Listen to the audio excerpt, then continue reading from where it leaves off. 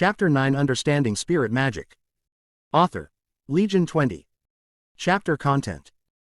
At that time, Alina and Roz were coming back to the house. Upon hearing Lith's desperate cries, they ran back to check on him.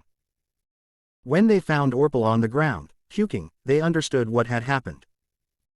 They already had suspicions, since whenever Orpal fed Lith, he was always hungrier than usual. But now they had proof. Inside the pool of vomit, the undigested creamy soup was as clear as the day. Roz became red with anger. "You little," but had to stop, his other children had returned as well.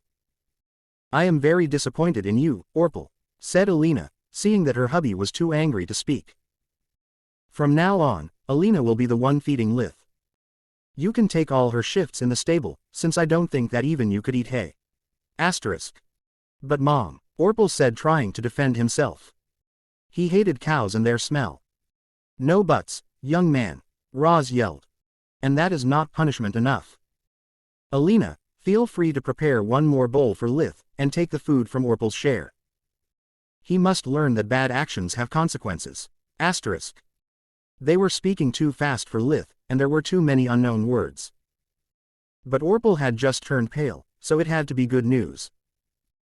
Orpal started crying and apologizing, but Lith made sure to cry louder, so Roz and Alina both ignored his pleas and sent him to take care of the animals. After being fed with a generous serving of soup and milk, Lith could finally focus on what had happened.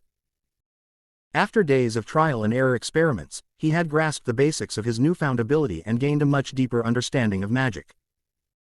Lith had discovered that when he casted an elemental spell, it actually consisted in a three-step process. First, he would emit the mana, then he had to mix it with the world energy that he was trying to manipulate. The last step was the hardest one, controlling the spell and its effects. Spirit magic skipped the second step. It used only his own power, without borrowing elemental energy. That made it more difficult than any magic he had practiced so far and more mana-consuming. It also required much more focus compared to normal magic. Pure mana had no physical form, so he could not rely on his eyes for manipulating its effects. All depended on his willpower and imagination. The clearer was the mental image of the action he wanted the mana to make, the better the result. The range was also very limited, barely reaching a meter radius. Despite all its strict limitations, Lith started to practice anything but spirit magic. The ultimate discovery about it was that every improvement he did in spirit magic was also passed on all other kinds of magic. He didn't need to switch practicing between them anymore, and so he progressed in leap and bounds compared to before. From time to time, he would use a random elemental magic to check on his progress, reaching a new understanding of the profoundness of that element. The progress Lith made allowed him to also improve his breathing techniques. Through accumulation, he could now not only perceive how his mana core changed in size with practice, but also have a rough understanding of the amount of mana contained in his body. Using accumulation, he would feed the world energy to his mana core, allowing it to expand from the size of a pinhead to that of a glass marble. Once the mana core grew to marble size, further progress could only be made when the physical body forcefully pressed the mana core back to pinhead.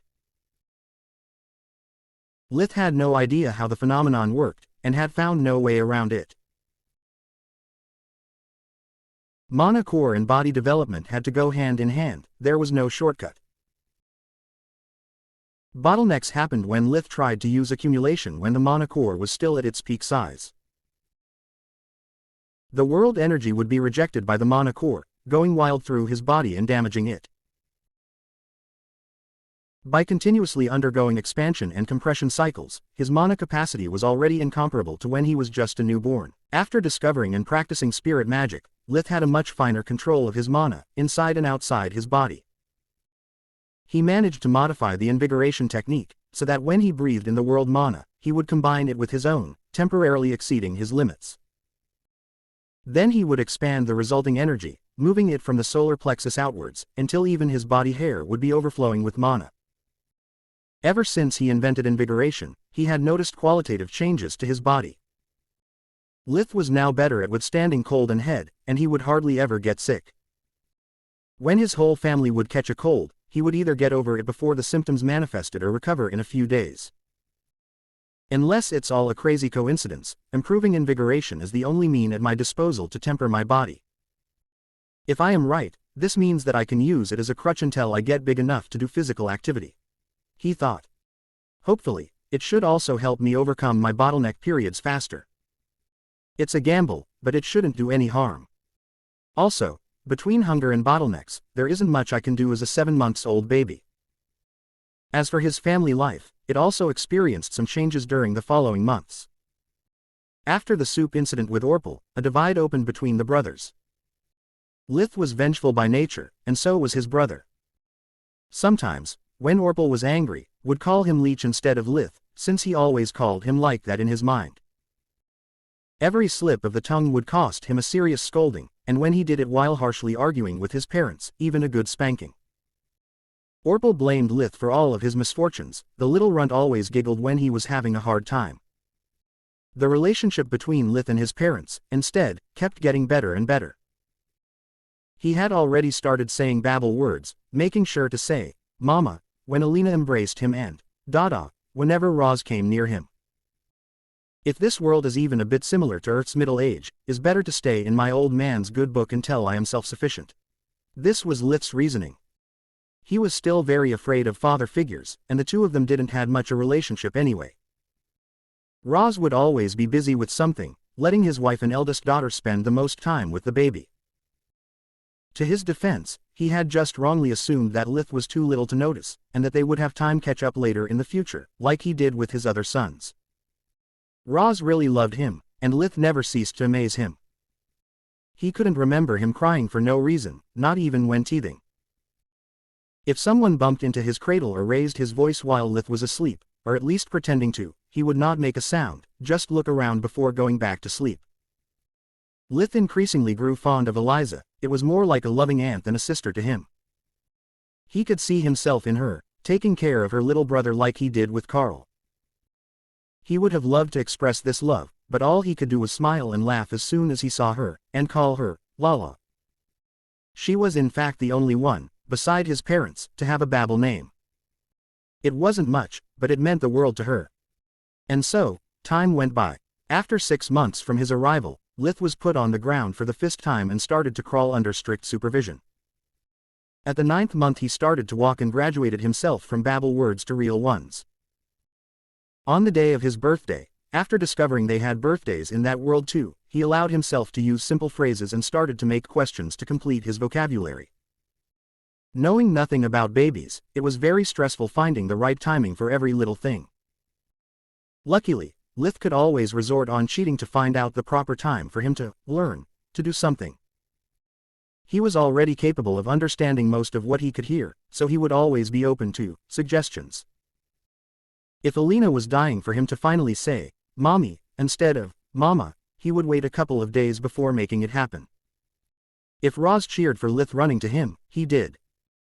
The real problem was paying attention to everything Roz, Eliza and Alina said while being seemingly completely oblivious about their words.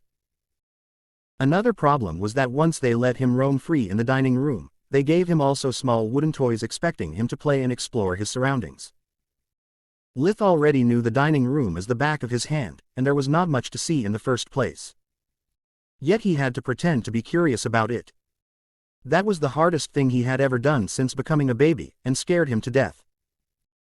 He had no clue how a child would explore such bland environment, and his paranoia about blowing his cover made him sweating bullets. Seeing the expectation in their eyes, he started from the nearest thing, the fireplace. The fire was not lit, the logs were cold and covered in ashes. When he got closer, Roz stopped him. This is the fireplace. Now is safe, but fire is bad. Fire hurts. No touching it, never. Lith looked at him, seemingly confused, before trying to put his hand in the ashes. Roz grabbed his hand, blocking him. Fire is bad, no touching it. Never, his father repeated.